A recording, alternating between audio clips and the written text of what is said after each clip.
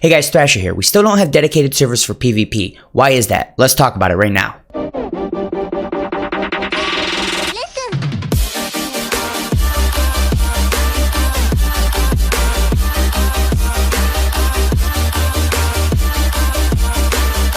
Okay, so first let's talk about why we actually need dedicated servers. Let's use my case for example. Some PvP seasons I go for top 10k, I hit battle rank 50 and we get the top 10,000. Some PvP seasons I'm just busy, so I don't have a lot of time to do rated matches. So what I do is the last day or last 2 days, I'll just make a run to rank 40 and I'll just be done with it, whatever. We reset to 35 and I start the next season. That's pretty much what happened this season. We had the battle royal. I had to leave the state for a couple days to help someone move. We had the fact that St. Patty's Day was this weekend. So there were a lot of things going on across the board. So I wasn't able to do very many matches this whole season. So this morning I was still ranked 35 because I think I'd only done 2 actual rated matches.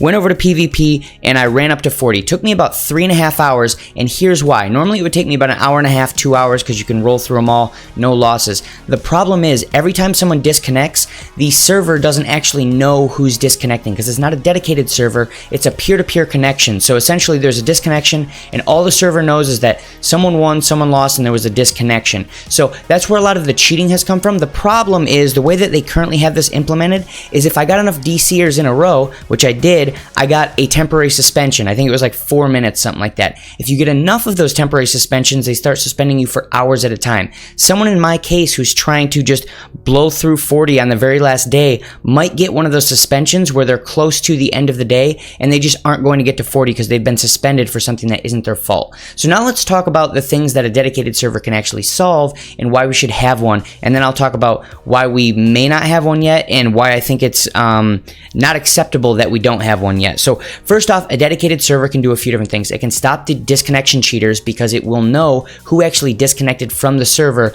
rather than just one person stopping that peer-to-peer connection. So that's first up.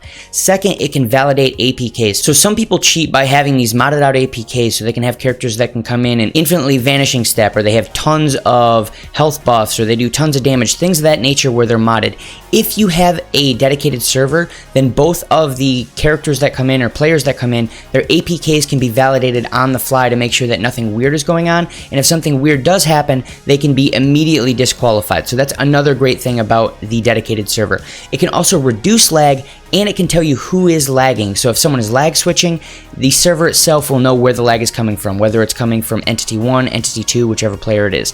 Now, beyond that, let's talk about why we don't have dedicated servers yet. There's a few different reasons. One, it costs a lot of money, and that's relative, right? So this game is already making tens of millions of dollars a year, so the amount of money that it costs might be negligible at this point, but there is a startup cost, and there is a cost to maintaining the server. So that's something that's going to hold them back from wanting to just do it immediately. Secondly, it takes a lot of programming work. It's not like you just turn on a server and then you connect everyone to it. They're going to have to write new architectural changes into the game so that you have 2 players that actually are talking to the server rather than talking to each other's clients when they're actually fighting each other. So there's a lot that needs to go on the code side. Now, as far as that goes, I do think it's unacceptable at this point that we don't have dedicated servers because we're already doing the Battle Royal. The Battle Royal itself is supposed to be essentially esports. It's supposed to be as fair as it can possibly be, and there's no way you should be hosting something like that when you don't have a dedicated server that can not necessarily absolutely guarantee that it's going to be fair, but get pretty close to it. So that doesn't make a lot of sense to me. I think that needs to be there before they do another one of these battle royals.